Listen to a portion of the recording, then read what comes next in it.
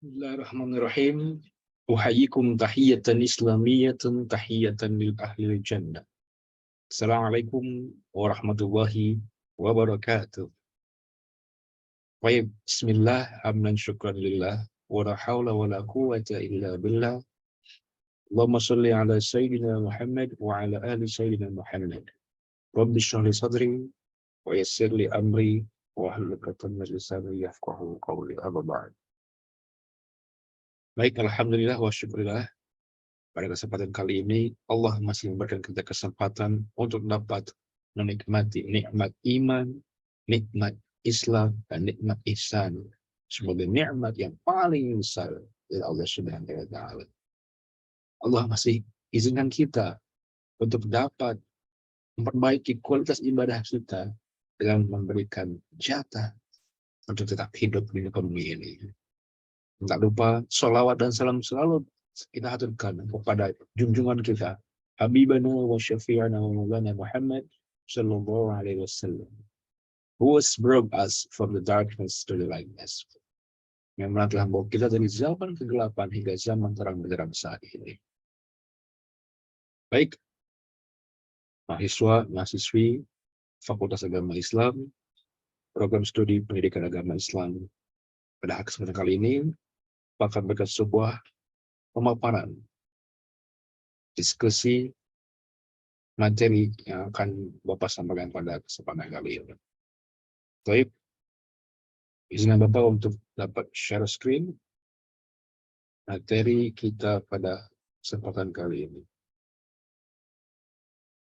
Oke, kami tunggu sebentar. Kami berharap semua mahasiswa-mahasiswi dalam keadaan sehat walafiat. Amin amin ya rabbal alamin.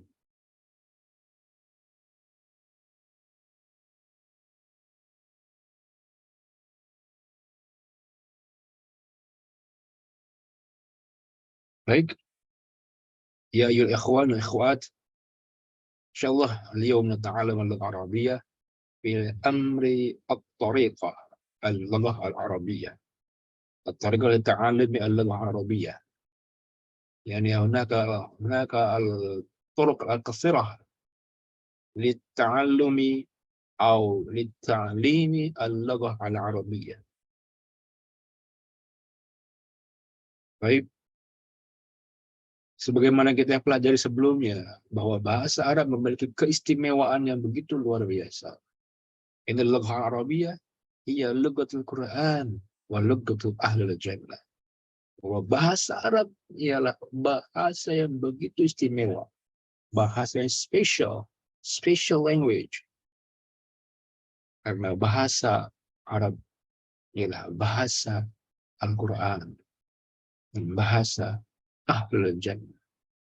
Dan bahasa yang memiliki dialek terbanyak di muka bumi ini. Bahkan antara daerah satu dengan yang lainnya kadang-kadang sulit untuk saling memahami. Padahal sejatinya mereka bertutur dalam bahasa Arab. Baik, dalam surat Yusuf ayat 2, Allah berfirman, Bismillahirrahmanirrahim, Inna anzalnahu Qur'anan Arabiyyan la'allakum ta'qilun. Sesungguhnya kami telah jadikan Al-Quran dalam bahasa Arab supaya kalian memikirkannya. Inilah istimewanya bahasa Arab. Bahwa Allah menurunkan Al-Quran dalam bahasa Arab.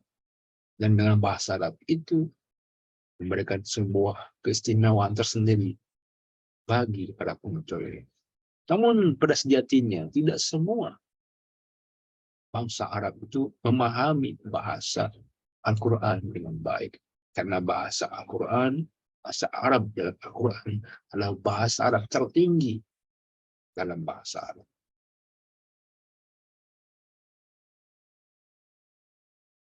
Dan dalam surat Asy-Syura ayat 192 dan sampai 195, Allah berfirman, Bismillahirrahmanirrahim, wa innahu latanzilu rabbil alamin nazala bihi ruhul amin ala qalbika litakuna minal munzirin bilisanin arabiyyin mubin.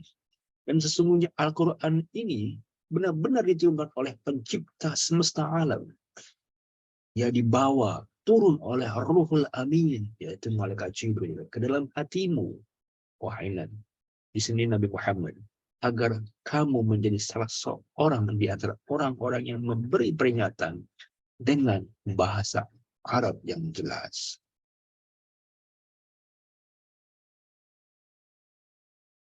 Dalam hal ini, Syekh Abdurrahman As-Sa'di, sebelum kita lanjut kepada pembahasan kita tentang metode bahasa Arab, atau metode belajar bahasa Arab, kita review lah bahwa kajian kita bahwa keistimewaan bahasa Arab ini. Syekh Abdurrahman As-Sa'di berkata bahwa bahasa Arab ialah bahasa yang paling mulia.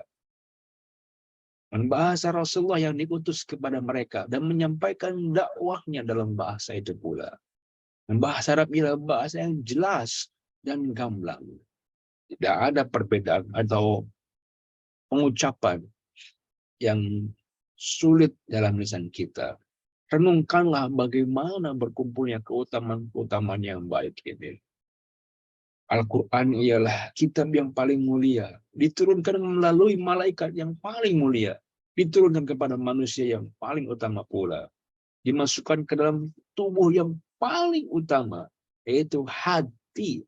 Untuk disampaikan kepada umat yang paling utama. Maka dengan bahasa Arab yang paling utama. Dan yang paling fasih bahasa Arab dengan yang jelas. Dalam hal-hal Syekh Islam Ibn Taimiyah berkata bahwa sesungguhnya ketika Allah menurunkan kitabnya dan menjadikan Rasulnya sebagai penyampai risalah kitab dan hikmah, serta menjadikan generasi awal agama ini berkomunikasi dengan bahasa Arab, maka tidak ada jalan lain dalam memahami dan mengetahui ajaran Islam kecuali dengan bahasa Arab. Oleh karena itu, memahami bahasa Arab merupakan bagian dari agama. Masya Allah, tabarakallah. Jadi di sini kita mengetahui bahwa belajar bahasa Arab itu yang merupakan bagian dari agama kita. Kita sholat dengan menggunakan bahasa Arab, kita membaca Al-Quran dengan bahasa Arab, ya, dan lain sebagainya. Itulah keistimewaan bahasa Arab. Bahkan tidak sempurna. Kesempurnaan agama kita yakni juga dengan belajar bahasa Arab. Ma la yatimmu al-wujub bihi bahwa wajib. Baik, setelah review ulang, kita sekarang bahas lebih real tentang metode belajar bahasa Arab. Sebelum kita masuk kepada metode belajar bahasa Arab, apa sih metode bahasa Arab? Bagaimana atau contohnya apa saja sih Pak? Metode belajar bahasa Arab itu Pak. Kita pahami terlebih dahulu secara etimologis bahwa kata metode berasal dari bahasa Yunani atau metodos yang tersusun dari kata meta dan hodos. Meta berarti menuju, melalui, mengikuti atau sesudah. Sedangkan hodos berarti jalan, cara atau arah. Kata tersebut kemudian diserap dalam bahasa Inggris menjadi kata method, yang berarti suatu bentuk prosedur tertentu untuk mencapai atau mendekati suatu tujuan, terutama cara yang sistematis.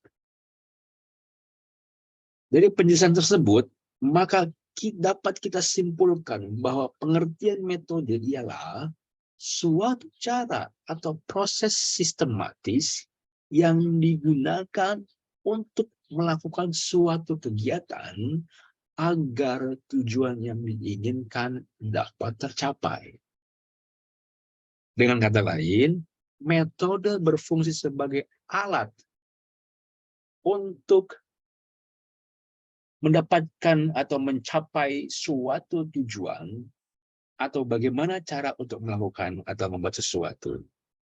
Nah, jadi bisa dipahami bahwa metode itu bisa kita simpulkan suatu cara atau prosedur atau alat atau mekanisme bagaimana kita melakukan sesuatu atau mencapai sesuatu tujuan. Contoh kita makan, tentu kita memakai metode tersendiri. Ada yang metode pakai tangan langsung, ada yang pakai sendok, ada yang pakai garpu. Itu metode yang contoh paling mudah. Ya. Tidak mungkin kita makan tanpa adanya bantuan tangan kita. Kecuali mereka yang, mohon maaf, Allah takdirkan disabilitas. Contoh lagi, misalkan ketika kita ingin pergi ke suatu daerah A ke daerah B, tentu kita berpikir bagaimana kita capai ke daerah tersebut. Apakah menggunakan motor, apakah menggunakan mobil, atau menggunakan sepeda, ataupun dengan jalan kaki. Semua bisa kita lakukan, kembali kepada pilihan yang kita gunakan. Nah, di sini ada sebuah kalimat yang amat sangat menarik tentang pentingnya sebuah metode itu. At-tariqatu ahammu minal madah. Di sini kita pahami bahwa dalam bahasa Arab metode biasa diartikan atau dalam bahasa Arab dengan kata at-tariqah. At-tariqatu ahammu minal madah. Bahwa metode itu lebih penting dari materi. Materi yang diajarkan, bahan ajar yang akan diajarkan. Apapun materinya, apapun subjeknya yang akan dipelajari oleh seorang murid, mahasiswa, atau siapapun itu, akan lebih mengena pada objek didiknya jika dibarengi dengan metode yang efektif ataupun yang efisien. Pak, lalu seperti apa Pak metode yang efektif dan efisien, Pak? Metode tentu kita pahami memiliki banyak aneka ragam metode. Metode A, metode B, dan segala macamnya. Lalu seperti apa Pak yang paling efektif dan efisien? Ialah metode yang sesuai dengan karakteristik objek didik kita. Maka di sini kita interpretasi makna at-tariqah aham minal madah. Jadi bisa jadi tariqah atau metode A itu tidak cocok atau tidak pas oleh siswa atau mahasiswa B. Atau tariqah ini bisa dipakai untuk B, C, D. Maka selayaknya seorang guru atau pengajar atau pendidik yang mampu menganalisis bagaimana karakteristik belajar siswanya, muridnya, atau objek didiknya.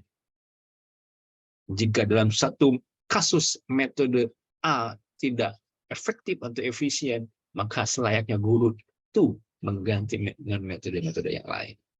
Karena at-tariqah atau metode itu lebih penting daripada materi. Next, dalam kalimat al-ba'da, al-muallimu ahamu minat tariqah. Nah, di sini kita langsung kepada subjeknya, yaitu guru. Al-muallim, guru yang lebih penting dari metode itu tersendiri. Mustahil suatu metode dapat diimplementasikan atau diterapkan dalam sebuah proses kegiatan belajar mengajar tanpa seorang guru. Ya. Mungkin hanya beberapa metode yang bisa tampilkan. Namun, sosok guru tidak akan pernah tergantikan oleh apapun itu. Ada sebuah wacana yang mengatakan bahwa guru adalah salah satu pekerjaan yang akan hilang di muka bumi ini. Tentu pasti ada pro kontra dalam menanggapi, dalam menyikapi wacana tersebut.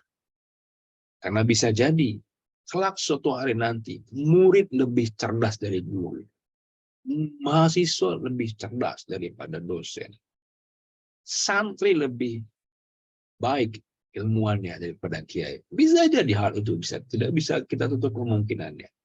Karena teknologi yang begitu pesat pada zaman sekarang ini memberikan informasi yang begitu dahsyat dalam jejaring sosial ataupun platform-platform yang ada di internet. Klik apapun itu di Google, pasti akan muncul segala macam informasi yang ada, baik itu yang pro dan kontra.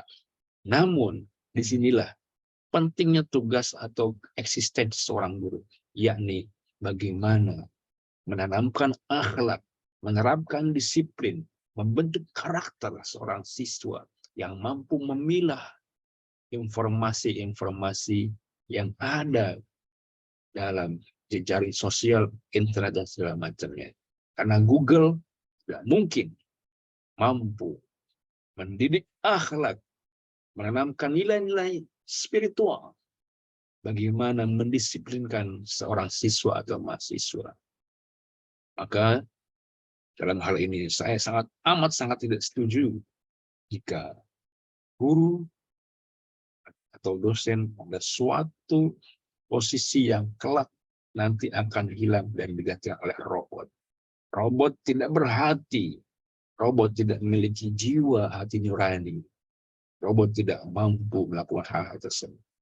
Maka eksistensi seorang guru amat sangat penting dalam pendidikan. Nah, next kita kepada kalimat berikutnya, yakni ruhul muallim. Saya geser lagi. Ruhul muallim ahammu minal muallim. Nafsu. Spirit seorang guru atau jiwa seorang guru itu lebih penting daripada guru itu sendiri. Mengapa lebih penting? Karena tidak semua guru memiliki jiwa seorang guru. Tidak semua pendidik memiliki jiwa seorang pendidik. Tidak semua dosen memiliki jiwa seorang dosen. Tidak semua pengajar memiliki jiwa pengajar. Maka spirit atau jiwa seorang guru lebih penting dari guru itu sendiri. Banyak kita temukan problematika, fenomena di sekolah dan di tatanan lembaga pendidikan lainnya. Guru datang memberikan tugas, lalu pergi. Guru datang hanya absen, lalu tinggal anaknya. Atau guru melarang merokok, tapi gurunya merokok. Itu memang hal-hal yang tidak bisa kita nafikan. Bahkan ketika ia melihat hal-hal yang tidak baik terjadi di muridnya, bahkan banyak guru yang tidak mempedulikan. Karena itu, bagi para calon pendidik, kalian harus memiliki jiwa seorang pendidik. Jiwa seorang pendidik itulah yang akan menentukan kualitas dari pendidikan. Apakah ia peduli terhadap akhlak siswa, norma-norma siswa, kebiasaan karakter siswa, atau ia hanya peduli kepada ranah pengetahuan saja.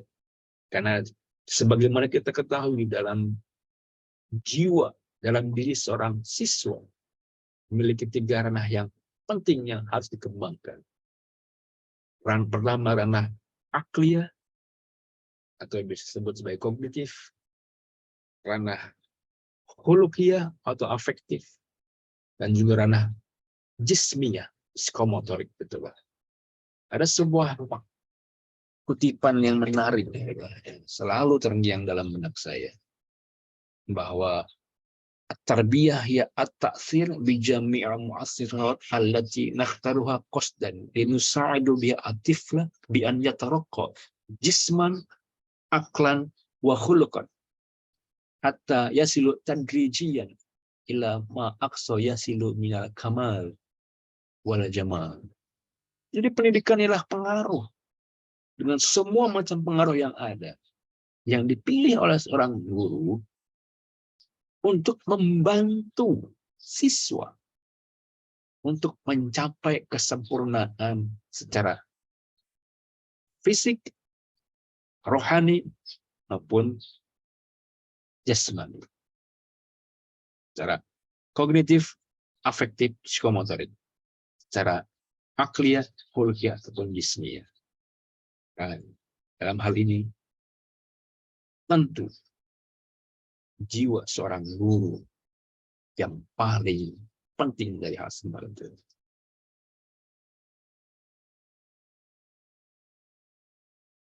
Next, kita akan bahas bahwa dalam hal ini, tentang metode ya, berdasarkan perkembangan sejarah mengajar, para ahli pendidikan menyelidiki cara mengajar yang terbaik dan tercepat dapat mencapai tujuan pengajaran.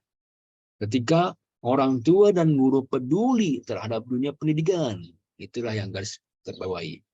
Maka mulailah mereka mencatat pengalaman dan pendiriannya tentang bagaimana mendidik anak dan menerbitkan berbagai catatan dalam bentuk buku. Dan dari buku tersebut kemudian berkembang menjadi diskusi ataupun eksperimen tentang usaha mencari metode mengajar yang paling tepat. Dan proses tersebut akhirnya melahirkan berbagai macam aturan tentang pengajaran. Aturan-aturan tersebut sekarang disebut didaktik metodik. Nah, ini banyak sekali dikaji oleh para ilmuwan. Dan hasil penelitian neurologi dan kajian pendidikan cukup memberikan bukti betapa pentingnya stimulasi sejak usia dini dalam mengoptimalkan seluruh potensi anak guna mewujudkan generasi mendatang yang berkualitas dan mampu bersaing dalam percaturan dunia yang mengglobal pada milenium keempat ini. Di samping itu, Rasulullah bersabda, "Utlubul ilma minal mahdi ilallah." Tuntutlah ilmu dari buah yang sampai yang lahap. Oke, langsung kita masuk next kepada metode pembelajaran bahasa Arab. Hendaklah memperhatikan unsur-unsur berikut ini. Jadi Anda sebagai calon pendidik harus memperhatikan unsur-unsur yang ada ketika Anda ingin menggunakan atau mengaplikasikan metode dan pembelajaran bahasa Arab. Pertama, yakni prinsip dasar pembelajaran bahasa Arab untuk anak atau dewasa sama saja dengan prinsip pembelajaran bahasa asing secara umum. Itu tidak bisa kita nafikan. Dan next, pembelajaran bahasa Arab untuk anak atau dewasa harus disesuaikan dengan perkembangan anak atau baik psikologis, intelektual, dan aspek lainnya. Nah, jadi kita harus memperhatikan aspek-aspek tersebut. Dan hendaklah pembelajaran bahasa Arab untuk anak-anak atau dewasa dilakukan secara alamiah, komunikatif, dan menggunakan al-wasail al-mu'inah, as-sam'iyah al-basariyah, audio visual aids. Dan buku yang digunakan harus disusun sesuai dengan perkembangan jiwa, pikiran, dan pertumbuhan bahasa anak. Dan bahasa komunikatif secara ucapan, selamat dan muhadasa yaumiyah perlu mendapatkan perhatian sejak permulaan. Jadi jangan sampai Anda meremehkan praktek-praktek bahasa dalam percakapan sehari-hari, karena itu mampu memberikan dampak positif dalam pembelajaran bahasa Arab. Dan inilah prinsip-prinsip dasar yang perlu kita selalu perhatikan dalam menentukan metode apa yang harus kita gunakan dalam pembelajaran. Oke, next, salah satu metode mudah mengajarkan pendidikan bahasa Arab pada anak, ini pada anak dulu ya, oke, ialah para pendidik mampu menanamkan pemahaman yang jelas mengenai manfaat dari belajar bahasa Arab. Dan berikut ini beberapa manfaat yang dari mempelajari bahasa Arab. Pertama, dengan memahami bahasa Arab, kita akan mudah memahami makna yang terdapat dalam Al-Quran. Karena Al-Quran diturunkan dengan menggunakan bahasa Arab. Jadi yang Bapak sampaikan di awal dalam surah Yusuf, Inna anzalnal Qur'ana Arabiyyan la'allakum ta'qilun. Kedua, banyak ilmu pendidikan Islam yang menggunakan bahasa Arab. Islam bermula dari negeri Arab, sehingga ilmu-ilmu Islam mayoritas menggunakan bahasa Arab. Dengan demikian, bahasa Arab harus digunakan sebagai sarana dan perangkat dalam memahami ilmu-ilmu tersebut. Dan next, bahasa Arab adalah bahasa yang indah. Dengan mempelajari bahasa ini akan mempertajam daya pikir, nilai seni, dan sastra kita. Sastra itu ya, maaf kalangan. Dan Umar bin Khattab berkata, pelajarilah bahasa Arab. Karena sesungguhnya ia dapat menguatkan akal dan menambah kehormatan. Nah, manfaat kita belajar bahasa Arab. Dan ini harus kita tekankan terlebih dahulu kepada para objek didik kita agar mereka memiliki pemahaman dasar tersebut. Adapun tentang metode pengajaran yang dilaksanakan secara umum dalam bahasa Arab, yakni ada beberapa ini. Ini secara khusus ya biasanya yang kita gunakan dalam pembelajaran bahasa Arab. Untuk lebih detailnya nanti akan Bapak susun kelompok untuk membahasnya. Ada yang disebut dengan metode qawaid, tata bahasa dan terjemah. Ini biasanya kita gunakan dalam pembelajaran nahwu, shorof, ya. Kalau dalam bahasa Inggris kita sebut grammar, ya kan. Kedua, metode langsung, al-mubasyarah. Metode langsung ini kita langsung percakapan menggunakan audio ataupun visual, kita langsung praktekkan secara percakapan atau muhadas. Ada disebut dengan metode silent way, gurunya diam. Dan yang lain, yang pesertanya yang berbicara. Next, kita bahas ada community language learning, belajar bahasa secara berkelompok. Di berkelompok ada total physical response, bagaimana respon semua objek didik kita. Ada juga metode MIM, Immersive Immersion Method. Ada juga metode audiolingual, Sam'iyah Syafahiyah. Ada juga disebut dengan pendekatan komunikatif. Ada juga metode elektrik. Oke. Nanti Bapak akan susun ini agar semua mendapatkan kewajibannya dalam membahasnya dalam kelompok. Dan adapun secara khusus, metode-metode tersebut bisa kita modifikasi. Kita bisa improvisasi dalam mengembangkan pembelajaran bahasa Arab. Ada 20 ini beberapa metode yang bisa kita gunakan. Dari awal metode bercerita, bercakap-cakap, berdiskusi, tanya-jawab, pengucapan syair, ada metode dramatisasi, ada pemberian tugas, ada metode praktek langsung, ada juga metode demonstrasi, bahkan ada sampai metode pantomim bisa digunakan untuk dalam bahasa Arab. Ada metode menyanyi, next metode skolastik atau kalistung ya. Kalau kinestetik, ada juga metode bermain bagaimana dengan bahasa Arab, metode wisata, metode proyek kerja kelompok, metode gerak, ataupun lagu yang kita telah gunakan itu ya dalam hafal jari dalam bahasa Arab. Ada metode menari, metode permainan musik, metode senam, ada juga metode atraktif. Nah, ini bisa dikembangkan menjadi banyak seperti ini. Dari yang awalnya hanya beberapa, namun bisa kita modifikasi menjadi berbagai macam metode. Nah, silakan Anda pilih, silakan Anda tentukan akan Anda gunakan metode apa dalam pembelajaran bahasa Arab kelak nanti. Contoh ini ya, misalkan nih, contoh esensi permainan bermakna. Karena begitu pentingnya nilai bermain dalam kehidupan manusia, anak TK dan kelompok bermain memanfaatkan unsur bermain dalam setiap pelaksanaan metode tersebut merupakan syarat mutlak yang sama sekali tidak bisa diabaikan. Bagi anak TK, kelompok bermain belajar adalah bermain dan bermain adalah belajar. Nah, jadi ini khusus untuk guru-guru PAUD ya, guru-guru PAUD bahwa dalam setiap pembelajaran itu bisa ditanamkan dengan bermain. Jadi bagaimana pembelajaran itu joyful dan meaningful. Nah, ini yang sulit sebetulnya. Tidak hanya joyful sebetulnya, namun juga harus meaningful kepada anak didik kita. Nah, jadi itulah yang Bapak sampaikan pada kesempatan kali ini, bahwa dalam belajar bahasa Arab kita memiliki berbagai macam metode yang bisa kita gunakan. Gantung kepada tingkat objek didik kita. Apakah ia pada tahapan dasar, menengah, atas, atau perguruan tinggi, itu memiliki kekhasannya masing-masing. Sehingga kita harus, sebagai calon pendidik, kita harus mengeksplor, kita harus selalu enrichment pengetahuan kita, upgrade pengalaman kita dalam pembelajaran. Baik, Mungkin cukup sekian apa boleh sampaikan.